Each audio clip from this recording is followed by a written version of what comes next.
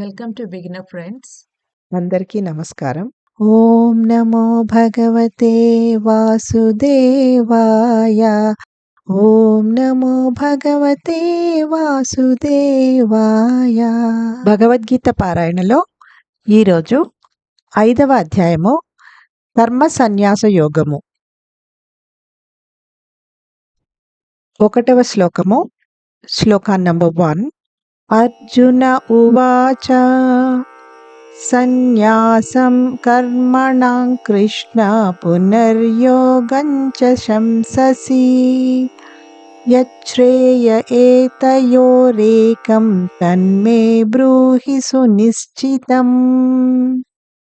తాత్పర్యం: అర్జునుడు ఇలా అన్నాడు, ఓ శ్రీకృష్ణ, నీవు కర్మ సన్యాసమును అంటే పనులను త్యజించుట గురించి కూడా ప్రశంసించావు. కర్మయోగమును అంటే భక్తితో పనిచేయటను కూడా సమర్థిస్తున్నావు. ఈ రెంటిలో ఏది శ్రేయస్కరమో ఖచ్చితంగా తేల్చి చెప్పు. అర్జునుడు అడిగిన 16 ప్రశ్నలలో ఇది 5వది. శ్రీకృష్ణుడు పనులను త్యజించటమును మరియు భక్తితో పనిచేయటమును రెంటినీ ప్రశంసించాడు. పైకి విరుద్ధంగా అనిపించే ఈ 2 ఉపదేశములతో అర్జునుడు తికమకపడి ఈ రెంటిలో ఏది తనకు ఎక్కువ శ్రేయస్సుని కలుగజేసేదో తెలుసుకోవాలనుకుంటున్నాడు. ఈ ప్రశ్న ఏ సందర్భంలో వచ్చిందో ఒకసారి చూద్దాం. మొదటి అధ్యాయం అర్జునుడి శోకం యొక్క తీరు వివరించి శ్రీకృష్ణుడు ఆధ్యాత్మిక జ్ఞానాన్ని ఉపదేశించటానికి ఒక చక్కటి వాతావరణం కలిగించింది. 2వ అధ్యాయంలో శ్రీకృష్ణుడు అర్జునుడికి ఆత్మజ్ఞానాన్ని తెలియపరిచాడు. ఆత్మ నిత్యమైనది, నాశము లేనిది కాబట్టి ఎవరూ నిజానికి యుద్ధంలో చనిపోరు, కాబట్టి శోకించటం తెలివి తక్కువ పని అని చెప్పాడు. తదుపరి అర్జునుడికి ఒక వీరుడిగా తన కర్మ, తన సామాజిక విధి అయిన యుద్ధంలో ధర్మపక్షం వైపు పోరాడడమే అని చెప్పాడు. కానీ కర్మ అనేది వ్యక్తులను కర్మఫల బంధములకు కట్టివేస్తుంది. కాబట్టి అర్జునుడిని తన కర్మఫలములను భగవదర్పితం చేయమని అన్నాడు. అప్పుడు అతని పనులు కర్మయోగం అవుతాయి. అంటే పనుల ద్వారా భగవత్ సంయోగం కలుగుతుంది. 3వ అధ్యాయంలో కర్తవ్య నిర్వహణ చేయడం ఆవశ్యకమైనది, ఎందుకంటే అది మన అంతఃకరణ శుద్ధికి చాలా దోహదపడుతుంది అని ఆ పరమాత్మ చెప్పాడు. కానీ అంతఃకరణ శుద్ధి సాధించిన వ్యక్తి ఎలాంటి సామాజిక విధులను నిర్వర్తించే అవసరం లేదు అని కూడా చెప్పాడు.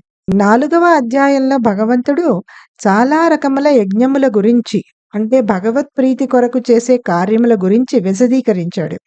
యాంత్రికమైన కర్మకాండలతో కూడిన యజ్ఞము కంటే జ్ఞానముతో కూడిన యజ్ఞము శ్రేయస్కరమైనదని చెప్పాడు. అన్ని యజ్ఞములు కూడా చివరికి మనకి భగవంతునితో ఉన్న సంబంధం యొక్క జ్ఞానాన్ని తెలియజేయుటకే దారితీస్తాయి అని కూడా చెప్పాడు.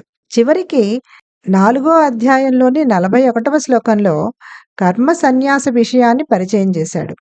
దీనిలో కర్మకాండలు మరియు సామాజిక విధులు త్యజించి వ్యక్తి పూర్తిగా శరీరము, మనస్సు మరియు ఆత్మతో భక్తిపూరిత సేవలోనే నిమగ్నమవుతాడు.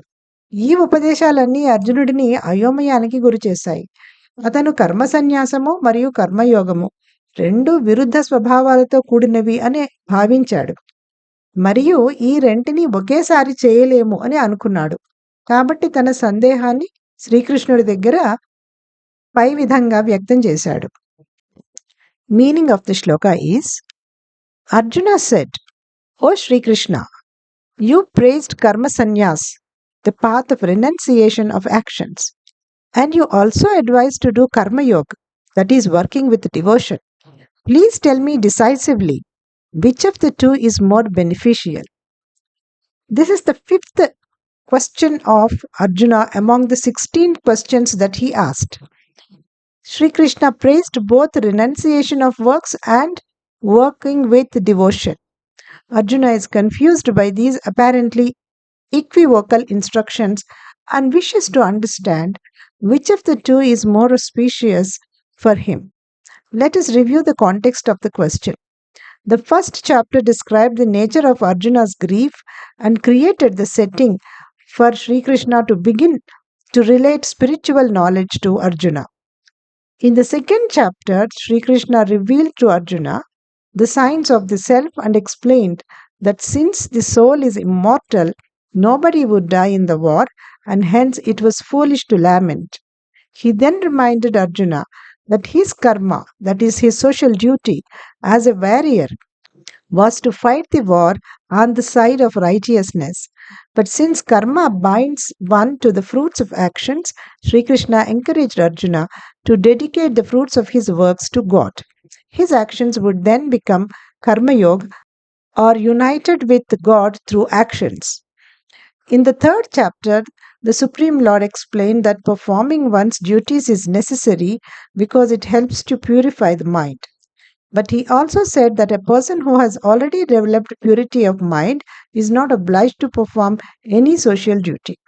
In the fourth chapter, the Lord explained the various kinds of sacrifices, actions that can be done for the pleasure of God. He concluded by saying that sacrifice performed in knowledge is better than mechanical, ritualistic sacrifice. Sacrifice here means yajna. He also said all sacrifice ends in the knowledge of one's relationship with God. Finally, in the verse number 41 of the fourth chapter, that is Jnana Yoga, he introduced the principle of karma sannyas, in which ritualistic duties and social obligations are renounced and one engages in devotional service with the body, mind, and soul. These instructions perplexed Arjuna. He thought that karma sannyas, that is renunciation of actions, and karma yoga, that is working in devotion, have opposite natures, and it is not possible to perform both of them simultaneously. Hence, he raises his doubts before Sri Krishna. Om Namo Bhagavate Vasudevaya.